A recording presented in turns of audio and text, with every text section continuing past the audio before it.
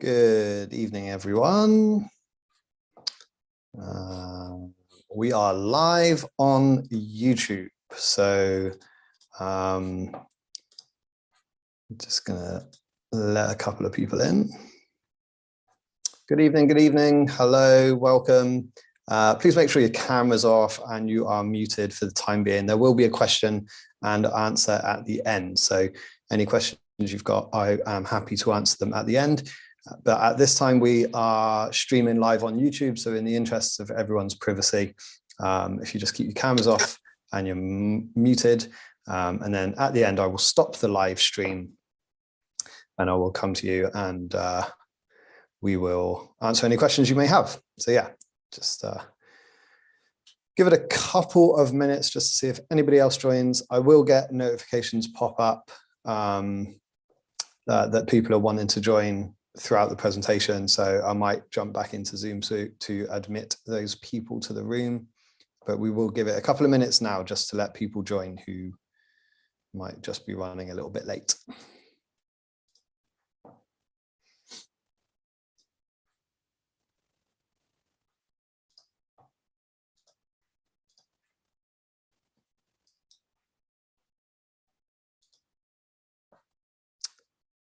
All right, I'm just jumping in and out of a couple of different things, so just bear with me just for a couple of minutes. If you're joining us, welcome. If you're watching on YouTube, welcome. You can use the comment function and you can use the chat feature in Zoom if you do have any questions as we go along. I won't actually see those comments until the end. Yeah, just make a note of them and I will come to them at the end as we go along.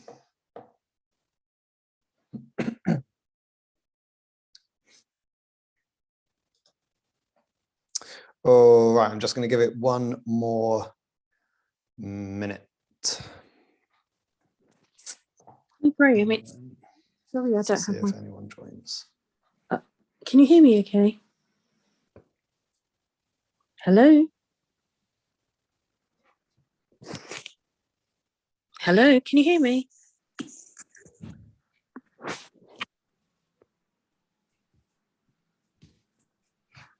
Hi, Graham, can you hear me? Hello, yeah, I can. Hiya, it's Tony. Sorry I don't have my camera on. So did you say this is on YouTube as well? Yeah, so it's being live streamed to YouTube, Tony. So that's why I'm asking people to mute themselves and keep their cameras off just for the moment, just in the interest of everyone's privacy. And then at the end, I will open it up for any questions that people may have. Oh, right, sorry. That's all right. Does that make sense? Sort of, but I'll speak after. Thank you. Okay. I don't understand technology very well, you see. That's okay. That's all right. No problem. I'll have a chat with you afterwards with it. Oh, thank you so much. Thank you. You're very welcome.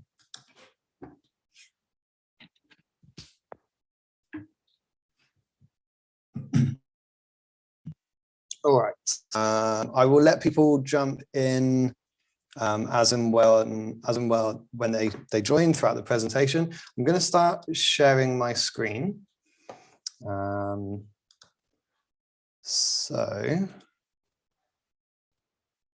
that's great. So you should now be able to see my screen. If I could just ask you to use the chat feature just to give me a thumbs up or a hello or a yes or anything like that, just to let me know that you can see my screen, see my cursor moving around, and you can hear me okay. Perfect.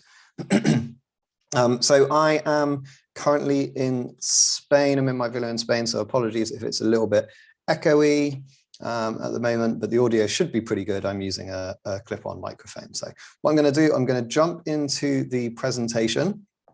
So I'm going to talk you through an introduction to photography, and we're going to have about a half hour, 45-minute presentation, and then at the end, like I said, I'll come back to you. I will stop the live stream so then it won't be on YouTube. So any questions or queries you may have, you can unmute yourselves at that point and ask your questions out loud.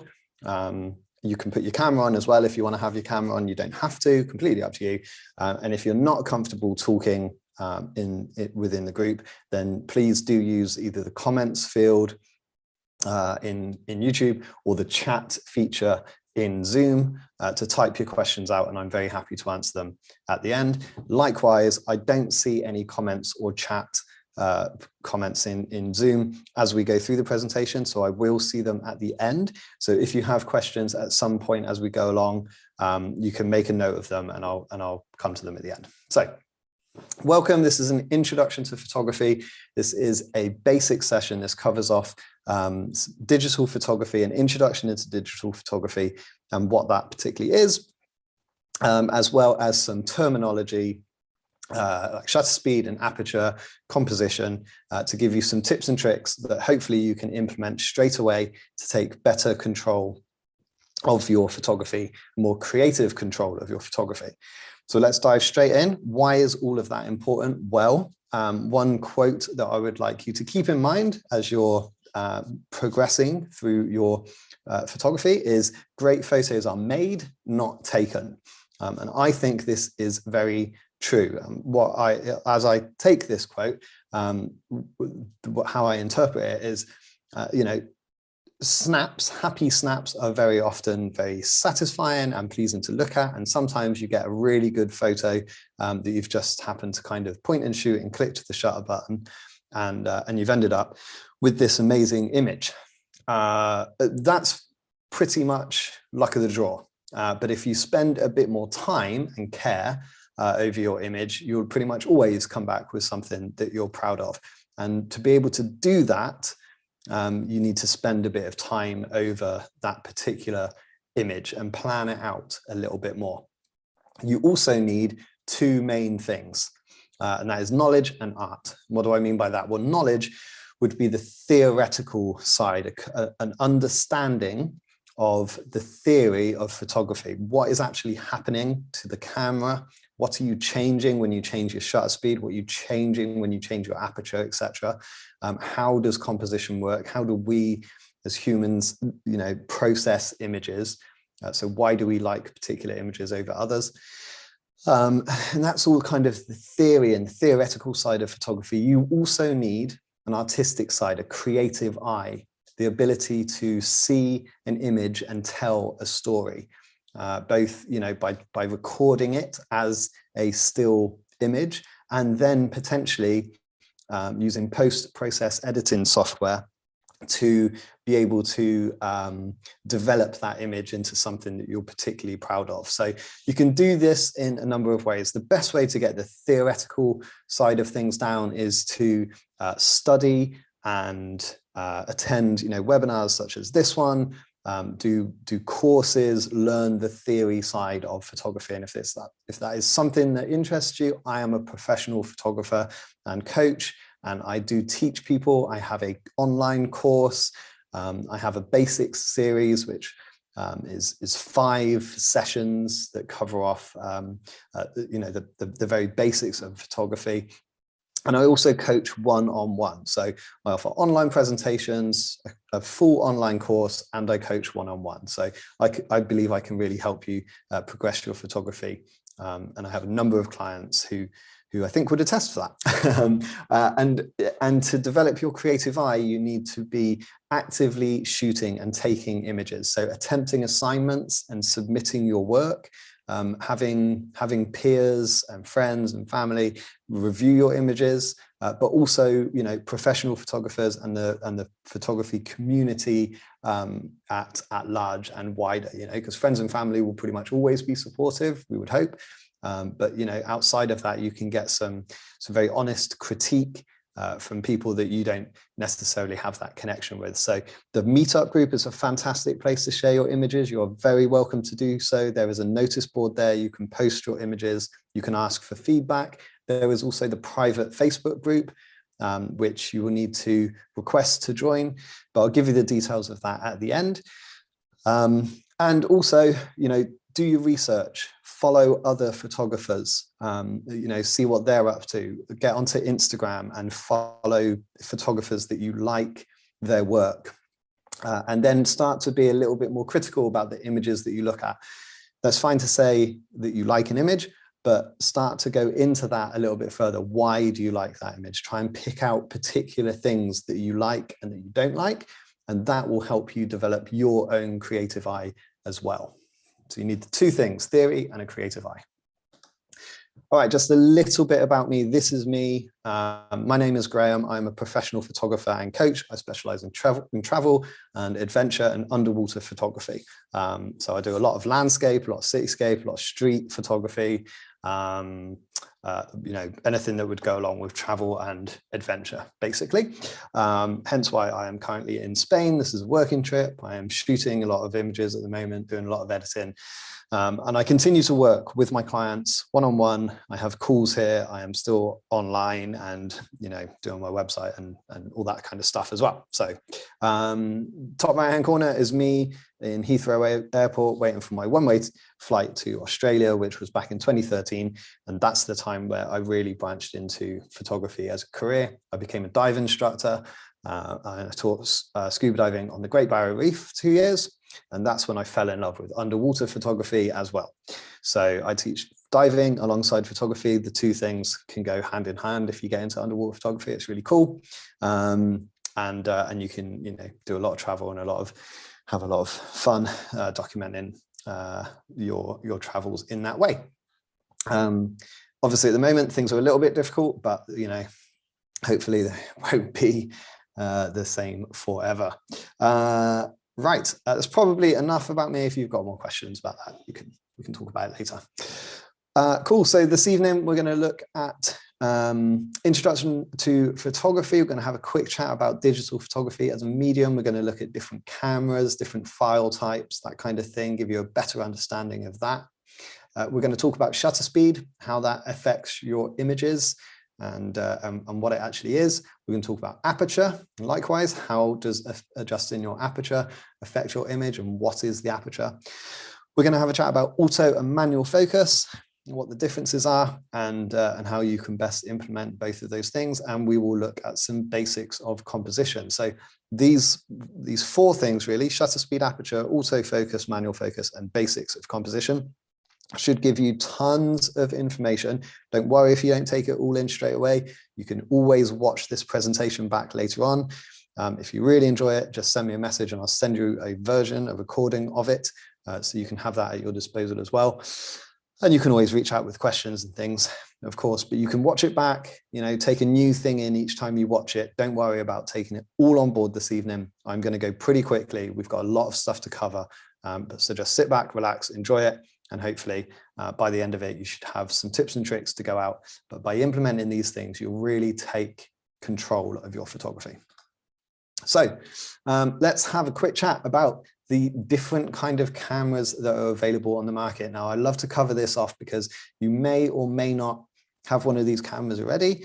You might be thinking of buying a new camera. You might have a camera and think, do I need to upgrade before I can actually take decent images, etc., etc. So let's have a chat about these quickly. The first one you've got on your screen is a compact camera. These are very popular. They were definitely popular before smartphones kicked off and smartphone cameras, but they're very easy to transport. They're compact, light. They're generally quite cheap. They're convenient, but you don't have much control with them. Okay, they've pretty much got a zoom function and a shutter button, and the camera kind of does all the work for you. Sometimes you've got some different shooting modes like automatic, smart automatic, and you know, sports, action, sunset. But all of this stuff you don't actually have any control over. The camera is just doing all of the work for you and recording the image as it thinks it should. And of course, cameras are inanimate objects, so they don't really know what they're doing. So it's very much a point and shoot and luck of the draw. Up from those, we've got bridge cameras. These tend to be a bit bigger. They still have a fixed lens, so you can't remove the lens and change it out for something else. And we'll have a chat about why you might want to do that in just a second. But generally speaking, you can see it's got a lot more buttons and dials and things on it. So you've got a bit more control, better zoom capabilities, bigger lenses give you, bigger field of view. You can see more, you can get closer to your subject. And you've got, yeah, more options for shooting. They're good for video. I don't concern myself with the video too much, but you might be particularly interested in that. And if you are, bridge cameras are a fantastic way to go, because generally speaking, the zoom on their lenses is quiet. So you don't hear that zoom in and out, which you can get from other lens types. Mirrorless cameras are my favorite kind of digital camera available on the market nowadays. I shoot with a mirrorless system. Don't worry too much about the terminology here. Basically, as the name suggests, they don't have a mirror in them, as traditional cameras did. But this makes them very small and portable, and that makes it fantastic for travel photography. But you have a lot of control. A lot of professional photographers use mirrorless cameras nowadays. If not as their main camera, then certainly as a backup. So you can remove the lens, and the reason you might want to do that is because different lenses are suitable for different situations. So we go into this a lot more in more advanced photography, but you know, some lenses are suited for taking pictures of buildings because generally speaking, you're going to be quite close to them. Other lenses are more suitable for taking photos of, for say, wildlife, because generally speaking, you're going to keep your distance. Otherwise, you're going to scare that bird away or whatever. So you use a very, very long, big zoom lens, and that means you can actually, you know, the lens is focused in closer to that subject. If you tried to take an image of the building you were stood in front of, you'd find that you were zoomed into a window, and you can't get away from that. So anyway, that's kind of it in a nutshell in terms of lens choices, but you have fantastic control. You can really take creative control of your images, and that's what we're looking for. So these are a great option. I'd be very surprised if they didn't take over as the #1 camera on the market in a few years' time. And as I say, they are a choice for professionals. DSLRs historically are the kind of workhorses of digital cameras, digital photography. Loads of control, loads of options. You know, you still have automatic modes on all of these cameras, but you're not going to buy a DSLR for its automatic mode. You're going to be able to understand what each of your settings is doing to your image, and that's where these cameras come into their own.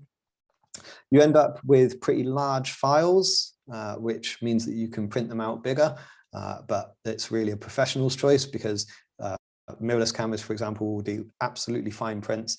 You might want a larger type camera if you're going to do things like billboards or use them to decorate your wall as wallpaper or something. But generally, most of us don't do that. But yeah, you can generally get bigger end final images by using a DSLR. They generally very high quality. They can be expensive though, and they can be quite heavy, quite bulky. So you kind of sacrifice the portability for you know, more shooting options. And then smartphones might surprise a few of you, but I think they definitely deserve their own mention, because there have been huge technological advances in the last few years when it comes to the camera systems on smartphones. They are absolutely fantastic. They're very compact. They're easy to transport. You can use a whole array of apps and editing apps to actually, you know, take your images and then edit them and then share them on social media, etc., or email them off to a client or whatever. So, you know, they really are quite fantastic. You can also get accessories for them, so you can add on different lenses, filters, all kinds of stuff. And generally speaking, we have them on us all the time. So that makes them a really popular choice. I teach a lot of people that only have a smartphone, and they get some fantastic results. So I think they're really great. I actually did an experiment of my own when I was in Australia. I sold all my photography gear and I went just to a smartphone. I bought a specific underwater housing for it so that I could safely take it scuba diving with me. And I spent 18 months shooting just on an iPhone, on a smartphone. So, and I would challenge people to kind of see the difference between the images. So yeah, I think they're fantastic. They definitely deserve their own place, their own mention. Right. Let's have a chat about the different file types. These are probably things that you're going to hear about down the track. So you know, it's good to have an understanding of them. There are two particular ones here that you'll probably use yourself. There are two that I only use. So let's have a chat about them. It's important to know. So JPEG, pretty much everyone knows a JPEG. They have been the digital standard file type for many, many years. So if someone sends you a picture of, you know, their pet or whatever on a text or in an email, likelihood is it's probably a JPEG. It's very, very common.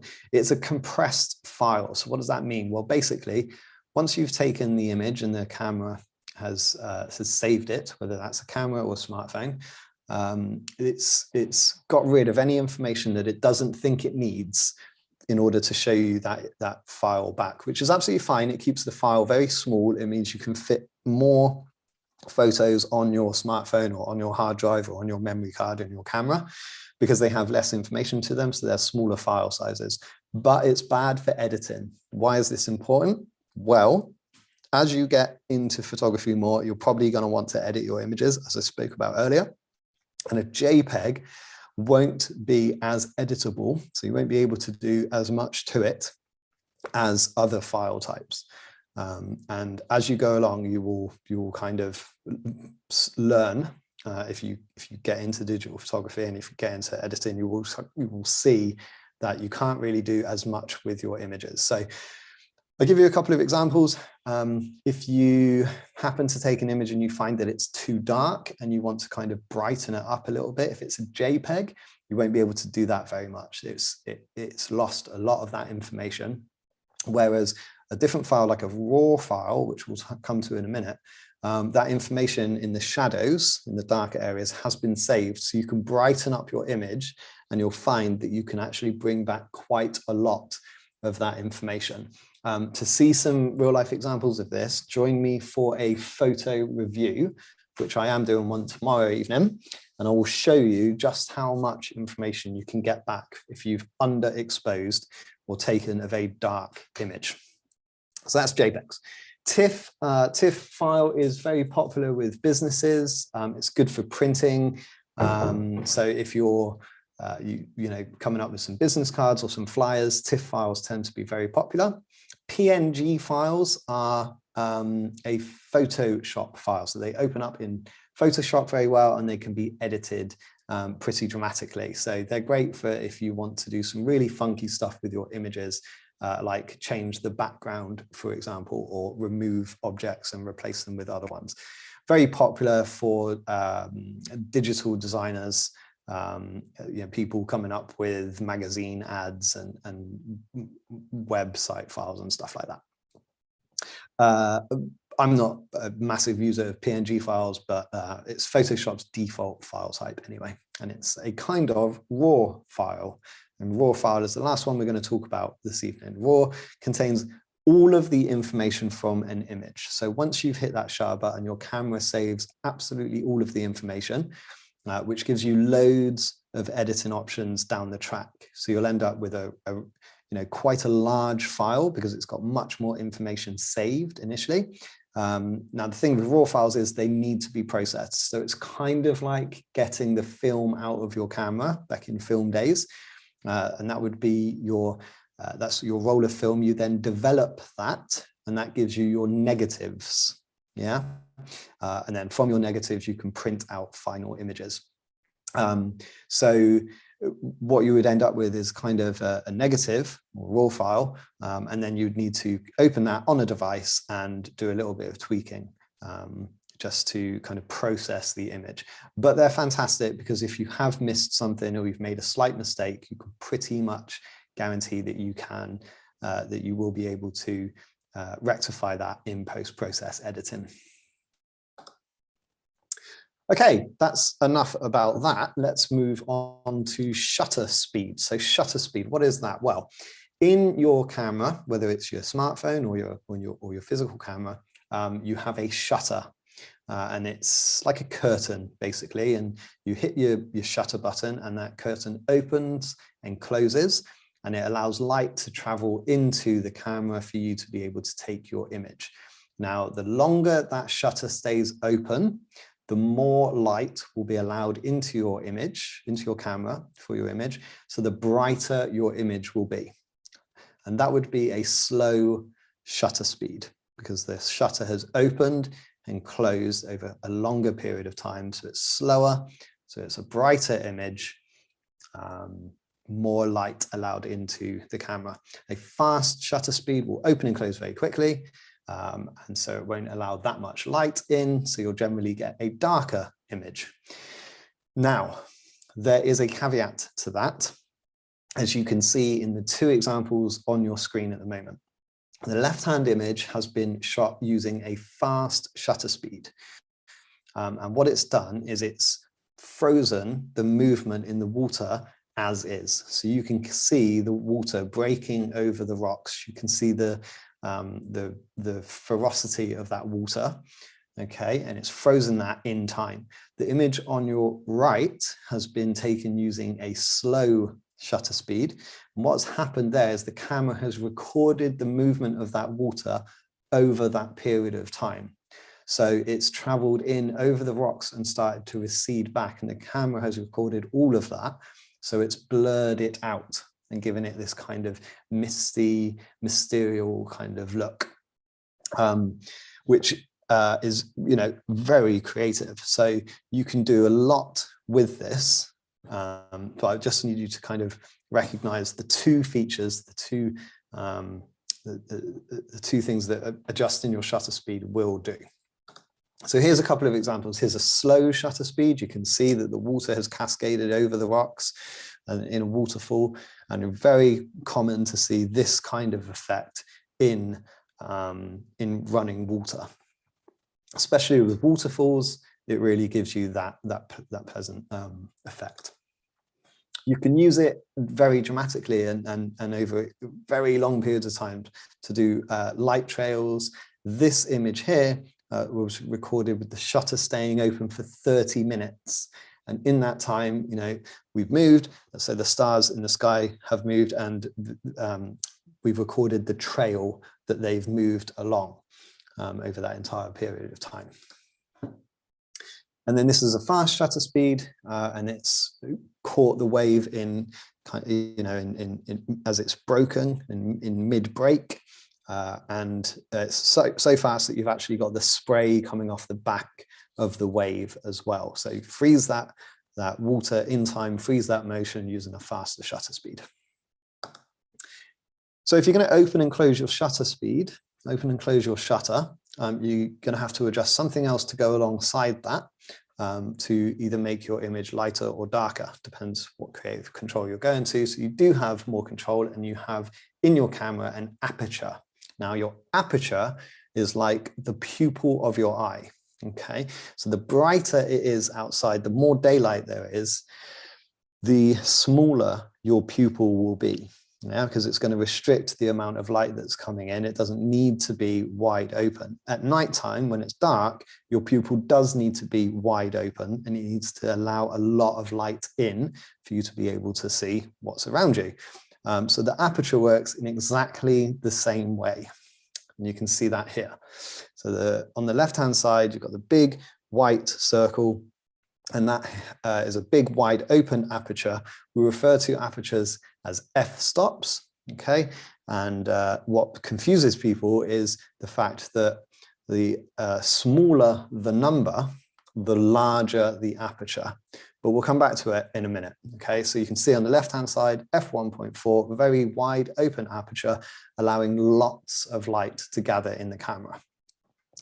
And then as we move to the right-hand side, the number gets bigger and the aperture gets smaller. Now, why is that number bigger and for a smaller aperture? Well, you can see the just underneath aperture side, you've got depth of field, because the caveat to aperture, just like shutter speed will do two things, aperture does two things as well. The smaller your aperture, so you can see at f22, the aperture is very, very small, but the amount of your image that is in focus from front to back, so from your foreground to your background, well, actually from your focus point. So let's say your focus point is at the front of your image, on the very foreground of your image, okay? The amount of your scene from the focus point back will be in focus. You'll have more in focus at f22, where the aperture is smaller, more of that image in focus than you would if the aperture was at f1.4, allowing lots of light into the camera, but actually you're restricting the depth of field. So the camera can only focus on a small part of your image. For more information about this and some real life examples, I cover that off in my basics series, and we spend a whole chapter looking at shutter speed and a whole chapter looking at aperture. But I will give you some examples here just so you can kind of see the differences. So wide open aperture, very, very popular with portrait photography. So you can see the girl on the left-hand side, the focus point was her eyes, because we want the eyes in focus when we take a photo of someone. And you can see her face is nicely in focus, but the background is blurred out. Yeah, we can still make out what it is, but it is definitely blurred out. And it's such a wide open aperture that actually her watch is a little bit blurred as well. You can see on her wrist, the watch is a little bit blurred as well. So it's really restricted the amount of that scene that is in focus. So very popular with portrait photography, very popular with pictures of plants and flowers. So you can see the flower in the bottom right-hand corner, nicely in focus, but the leaves in the background and the surrounding plants is blurred and out of focus, drawing your attention in to the flower that is in focus. Likewise with the glass of wine is in focus, the napkin is in focus, you can make out the name of the bar, but the background is blurred. All those images have been achieved by using a wide open aperture, something like f1.4 or 2.8. Conversely, these images, we wanted more of the scene in focus. So we wanted the kookaburra on the fence in focus, wanted the fence in focus, in the background, the palm trees, we wanted all of that in focus. And we've used a smaller aperture, broad daylight, lots of light available. We can use that small aperture, get more of that scene in focus. Just like the skyline, the cityscape of Hawaii, we want all of that information in focus. We want to be able to make out the church, the beach, the palm trees, the sun set in the distance. And to do that, we've used a small aperture. We've got plenty of light available, small aperture, lots of the scene in focus. And again, the girl, the scuba diving gear, the mask, the plants in the background, the palm trees, all in focus because we've used that small aperture. There you go. Two differences. Wide aperture on the left, small aperture on the right. Okay, I'm going pretty quickly. Don't worry if you're not taking it all in. You can always rewatch this at a later date. Make some notes now, take one thing away from you from this evening, come back to it another time and pick up, another point later on. Don't worry if you're not taking it all in at the moment. So auto and manual focus. Well, let's have a quick chat. So your camera cannot focus on all of the areas of the scene, just like our eyes can't. So you're looking at your computer screen or whatever at the moment, whatever's to the left and right of that screen, you're unable to have that in sharp focus whilst your computer screen is in focus, right? You need to actually move your eyes and refocus on your glass of water or whatever you have in your peripheral vision. And your camera is very much the same. It can't focus on everything. Okay, so we need to either allow it to focus on a particular point or force it to focus on a particular point. And that's basically what auto and manual focus is. Either we do the work or the camera does the work. Lenses that have a rotating ring on the outside of it, generally that's a focusing ring. And that allows you to manually adjust how sharp an object appears in your frame. So you would rotate that ring around, and you'll find that the image will become blurred and sharp in various different areas, and that's manually focusing. Some digital cameras have touch screens, so you can pick a focus point. So you just tap on the screen and it will focus where you've tapped. Smartphones do this, you just tap on the screen, it will focus there. Most point and shoot cameras, as we said at the beginning, they're very basic, they don't have much control, they'll just guess. However, they do give you a couple of things that you can use to stand you in better stead. You have focus-in points, and we're going to look at those in just a second. Lots of cameras have multiple focus-in points, and it will just try and guess as to what it thinks is the subject within those focus-in points, and then focus on that. But we can use a particular method, which we're going to talk about in a minute, to make sure that we always give ourselves the best chance of success. Manual focus, just as a side note, manual focus is great when your camera is steady. So if you're prone to a lot of shake, or you're taking an image of something a very long distance away, you might want to put your camera on a tripod. If you're using a slower shutter speed, you want to put your camera on a tripod. And manual focus is great for when your camera is on a tripod or on a table or bench, or it's being it's held securely and it's stable. Right, these are focus-in points. So you may have seen this kind of thing before. So in the top left-hand corner, you've got many focus-in points, and basically you're just letting the camera have a look at all of those things, and then it will pick one where it thinks the most important part of your scene is.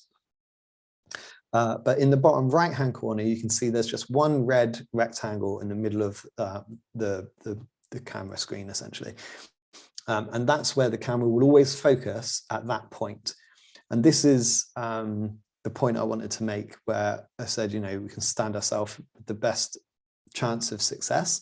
If you were to use the bottom right-hand method, so you would depress your shutter button halfway, or use your focus-in button to put that red rectangle on your subject, even if you didn't want it in the middle of the frame. Let's say you wanted it to the towards the left-hand corner. We'll have a chat about why you might want to do that in just a second. So let's say you wanted that subject in the left-hand corner. You could still hold your camera up, use the middle focus-in option to focus on that subject, and then recompose your image. So move slightly. So now your subject is in that bottom left-hand corner. Okay, and then you just push your shutter button all the way and it takes the image. But that subject will still be in focus because you've told it to focus on it. All you've done is moved the camera. Okay, you haven't actually refocused. You've taken the image at that point. This is the way I would suggest you start shooting. Use the center focus method, so you can make sure that whatever it is you're taking a photo of is always in focus. And for now, I would say shoot with autofocus, okay, unless you particularly want to use manual focus, but it can be a little bit tricky to get the hang of. So autofocus using this middle focus method is a great place to start. Okay, let's have a chat about composition. Composition is very important. What is composition? Composition is the way we arrange the elements in our image so that they create a pleasing look to the viewer. And there's one particular rule that is very popular and pretty easy to grasp the concept of, and that is the rule of thirds. Okay, now what is that? Well, the rule of thirds basically means that we split our frame up into thirds, and we place elements at one of those points. So we do this by dividing the scene up with 2 vertical lines and 2 horizontal lines. Now, the points at which those lines intersect are called power points. So you can see that with the red dot. And generally speaking, this all comes down to psychology, basically, and the way our brains work. If we looked at an image and there are particular things of interest, particular points of interest in either one of those power points or on one of those lines, our brain's going to process that, and it will be aesthetically pleasing to us. So I'll give you some examples in just a second, but this can be really handy. So let's imagine you are taking a picture of a tree and you have a nice sunset in the distance. Okay, the tree might go on one of your vertical lines, and the horizon would go on one of your horizontal lines. And how would you decide what horizontal line to use? Well, that would be down to whether or not you had a more interest in foreground or a more interest in sky. So remember I said it was at sunset. The chances are the sky is going to be really beautiful, lots of different colors making up a dramatic sunset. That's going to be the interesting thing, not the stuff that's in the foreground, potentially. So we'd put the tree on one of our vertical lines and then put the horizon on that bottom third horizontal line. What that does is it gives us 2/3 of sky, 1/3 of foreground, and the tree on one of our vertical lines, and that makes up a really pleasing image. A side note, the horizontal line also helps you keep your horizon straight, which is the first thing people will notice when they look at a photo with the horizon in it. If it's crooked, slanting one way or the other, it's really unsatisfactory. So that's a little top tip. So let's look at the rule of thirds in action. Bang on rule of thirds here with the glass of wine on the balcony. You've got the glass of wine on the right-hand third vertical line, and then you've got a little bit of foreground with the tabletop, and then the dark stones contrasting with the light worktop, and the sea off in the distance. Perfect rule of thirds shot. A few more for you. So we've got the palm tree on the left-hand side on the left third line. We've got a little bit of foreground with the swimming pool and some elements in the front, and then a bit of sea, and then a lot of blue sky, which is helping the palm tree stand out against that big contrast between the green and blue. The manta ray is feeding at night on the right-hand side. You've got the manta ray doing its backflip on the right-hand third line. You've got the open mouth of the manta ray feeding on the left-hand third line. They're in pretty much, and then you've got the top of the manta ray doing its backflip on the top horizontal line. So that makes up quite a pleasing image. In the bottom one, the sunset, with the waves crashing over the rocks, while the sea and the water and the rocks is the interesting thing there. So I've given myself 2/3 foreground, and then got this nice horizon and some nice hues from the sunset in the backdrop. The sky wasn't that interesting because it was basically just a clear sky. So nice colors there, nice contrast. But the interesting thing was that rock and the waves crashing over it and the water receding. So 2/3, 1/3. Perfect. Woo, there's a lot of information. Like I said, don't worry if you haven't taken it all in. Take one thing at a time, rewatch this presentation as much as you want. If you want it emailed to you, just got to drop me a message and I will arrange that for you. It's not a problem. It is also available on Facebook group, which I'll give you the details of in a minute. It's on YouTube as well.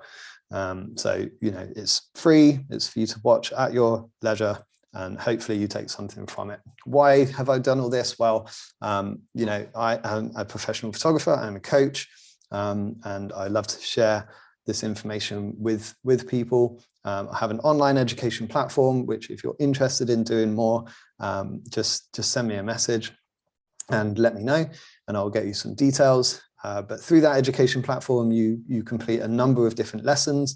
You do a quiz at the end of each of those lessons to see what information has gone in and what stuff you need to revisit. You also get set assignments. So you go out and shoot and take images to a brief, and then I mark them for you. I critique them.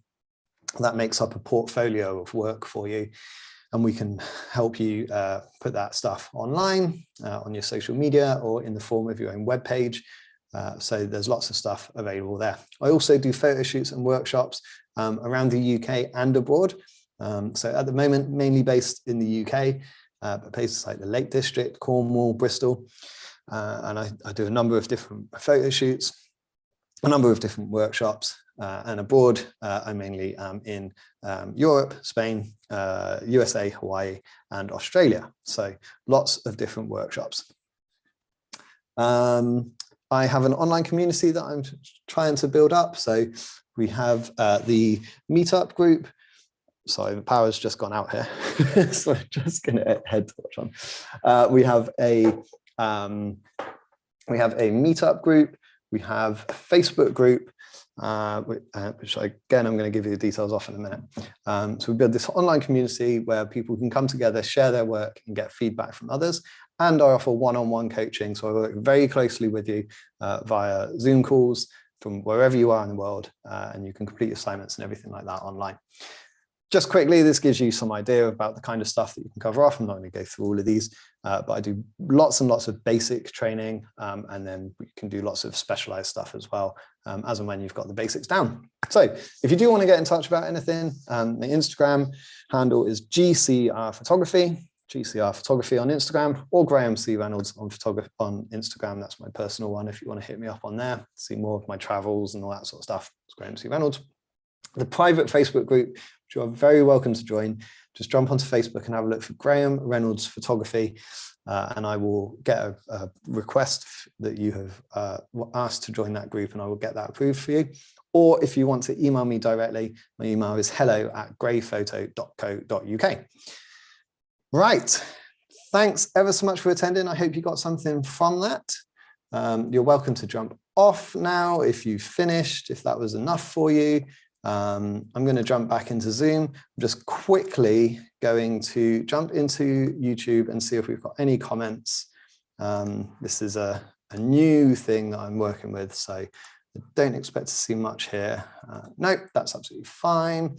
So I'm going to jump into Zoom. I am going to stop the live stream, which is just the YouTube. So I'm going to stay here for a minute. So that's fine.